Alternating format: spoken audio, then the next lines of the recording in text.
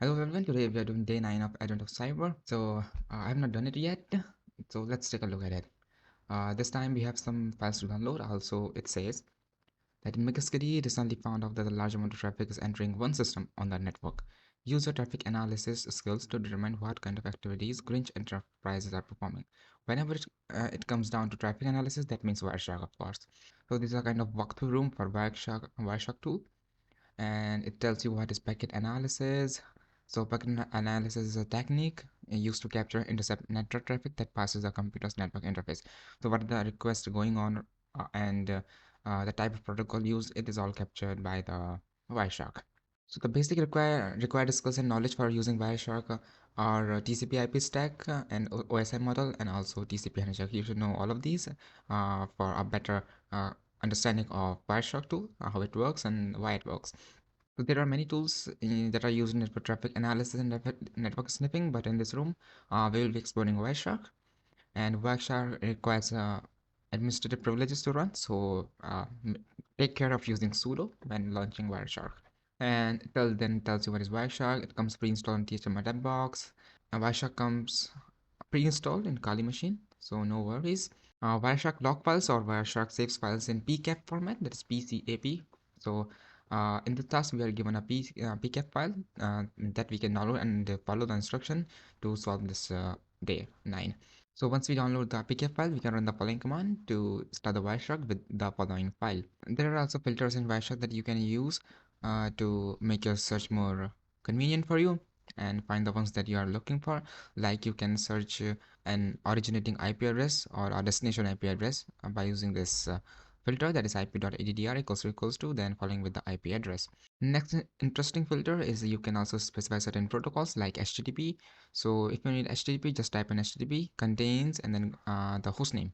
Then you can also use filter on ports. Like if you want a specific port to search up, then you can just type in that port name, whether it is TCP or UDP, you need to specify that. So TCP.port equals to and then the port name, like TCP.port. Here TCP.port equals to 3389. So yeah, it's that simple. These things are really simple and you should understand it, and it's gonna be really helpful for you. It may be possible that you are using Wireshark and you want to exclude some packets that you do not want to capture, like RDP packets. So if you do not want to include RDP packets, then you can specify the not keyword here in the filter. You can say not, and then TCP.port is 3389. So if on 3389 it's capturing RDP packet, then you just specify not, and then TCP.port equals to 3389, and that will not show you the RDP packets. Alright, enough talking. Let's get straight in the box. So I'm gonna download the files here. Alright, so I have the file downloaded here. And that is aoc3.pcat. So let's launch it with Wireshark. So sudo Wireshark and then specify the file name here.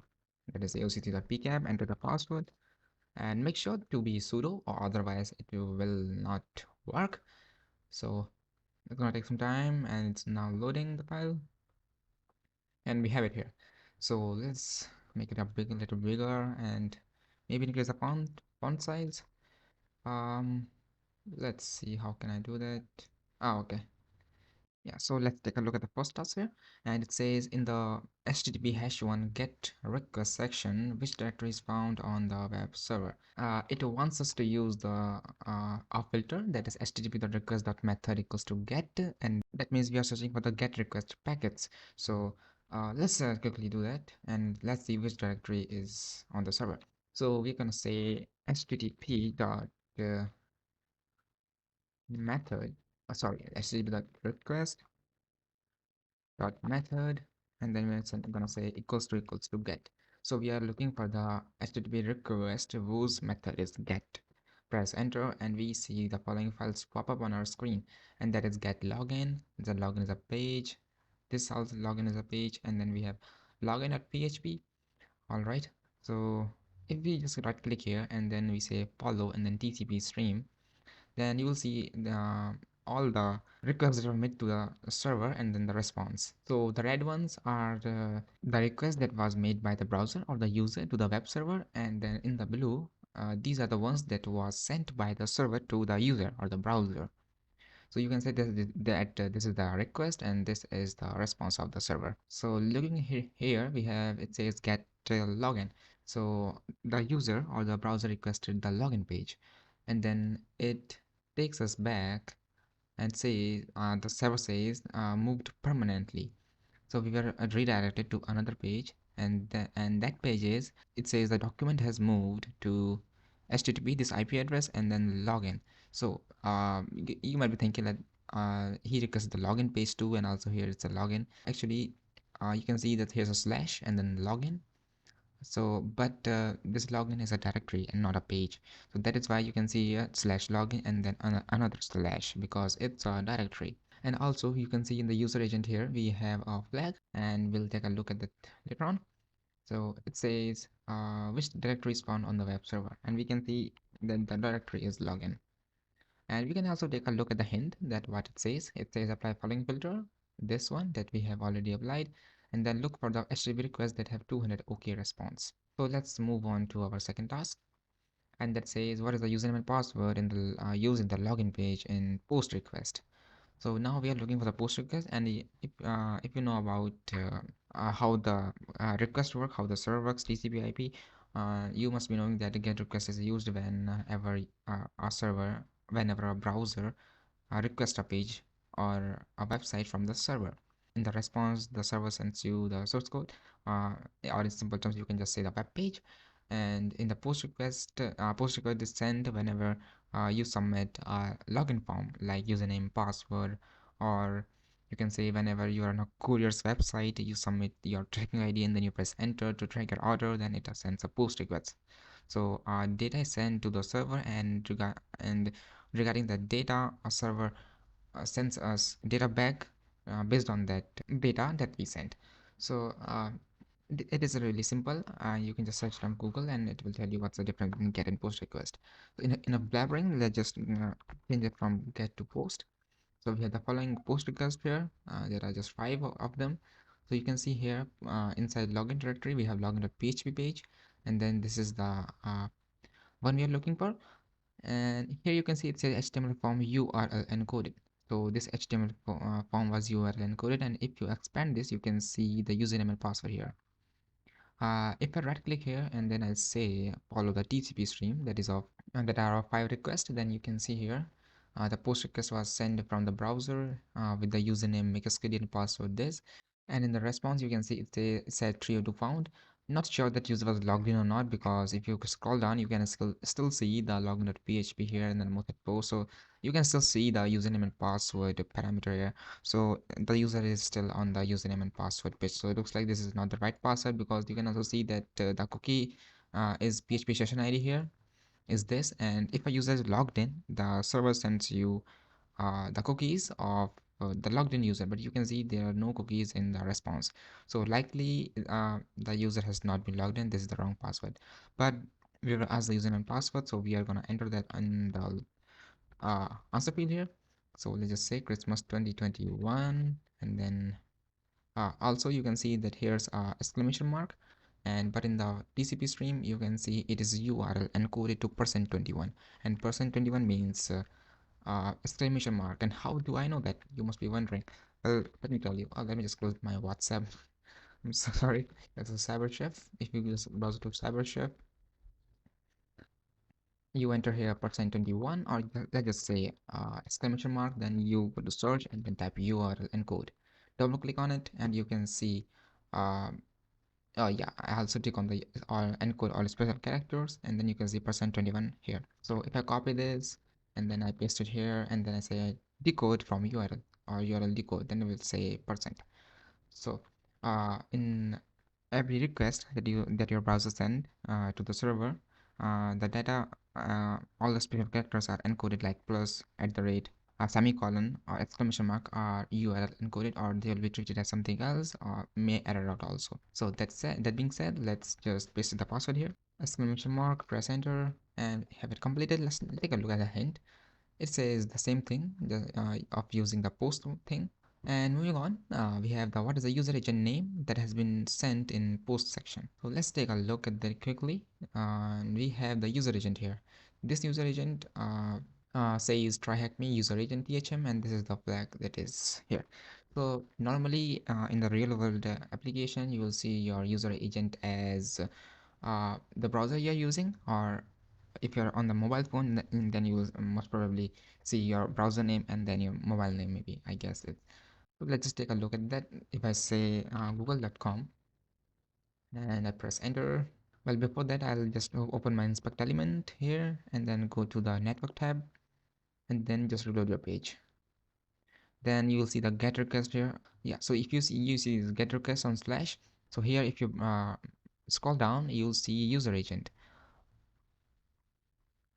Yeah, these are the request header that we made to the server, and our user agent is Mozilla 5.0. So I'm using Mozilla, and the version is 5.0, I guess. I mean, I'm not sure, but yeah, it's just saying the browser name that I'm using, and a couple of more stuff like my operating system name, and then the maybe the version Gecko, and then another thing of Firefox 78.0. So yeah, that is it.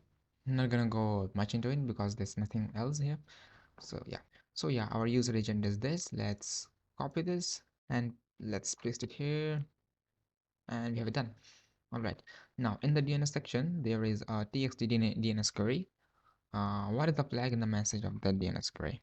Okay, so now we have to use a filter to only see the DNS request, DNS packets. Now we have to use the DNS filter to only see the DNS packets or the DNS traffic, you say. So I'm gonna just go to the Wireshark real quick, and then here I'll say DNS. I press enter after typing in DNS, and then you can see all the requests that are of protocol DNS. Also, you can instead of typing DNS, you can also use udp.port equals to 53, and then press enter, and then you'll see the DNS protocol thing here. And reason why it works is because port 53 is used for the DNS. So whatever traffic is on port 53 is of DNS only, because it's specified for the DNS only. So that's why we say udp.port equals to 53, and not TCP, because TCP is not used for the DNS. UDP is used for the DNS queries. So that's why we type in udp.port equals to 53 and then press enter, and then you can see the protocol of DNS. And here we are looking for the txt DNS query, but you can see here that there are a couple more that are of 4As or A. These all are the different types of DNS query, but we are looking for the txt one. So just scroll down until and unless you find the txt one. And finally, after scrolling a little bit, you can see the txt query here. And if you see here, it says domain name system query. So this is a query, and then you expand this query.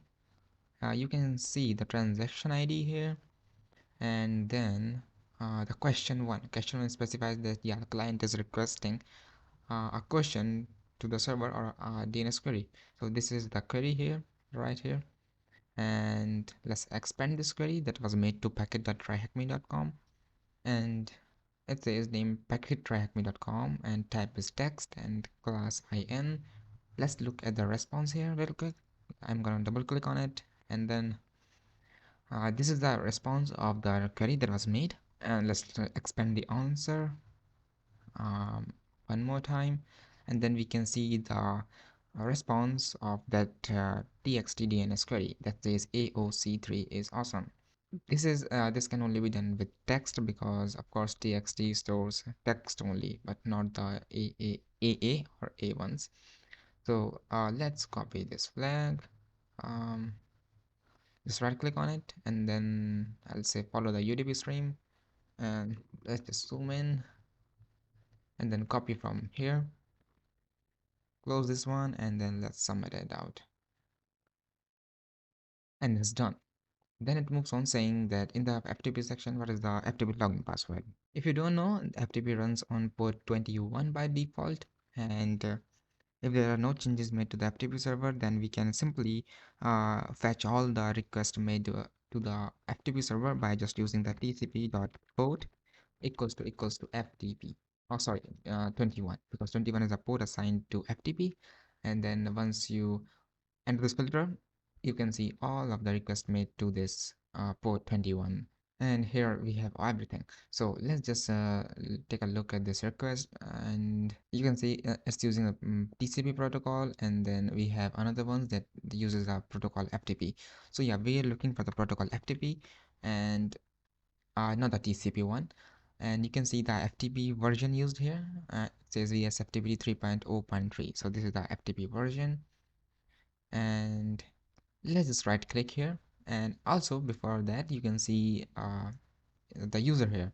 So our FTP request was made with the user try hack FTP, and then in the response it says, hey, please specify the password of this user. So if you scroll down, we can see the request is made to the FTP server again. The user tab been passed as TryHackMe, and then it says login successful.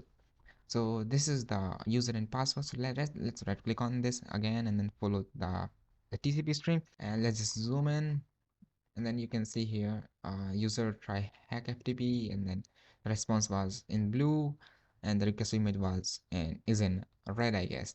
So let's just copy this password and the user, and let's paste it here. Oh, we need only the password. Okay. Then it says in the FTP section, what is the FTP command used to upload the secret text file? All right, you can see here when the user was logged in, he said he moved on to the files folder and then switched to passive mode, and then he entered to the passive mode, and then he just said store secret.txt, and then server sent back saying okay to send data and transfer complete. So user uploaded a file to this FTP server that is named secret.txt. Let's just close this out, and you can see that you can see the FTP data that was sent. So to look at the data that was sent, you can just type in ftp-data and then press enter, and you can see the data or the file that was uploaded.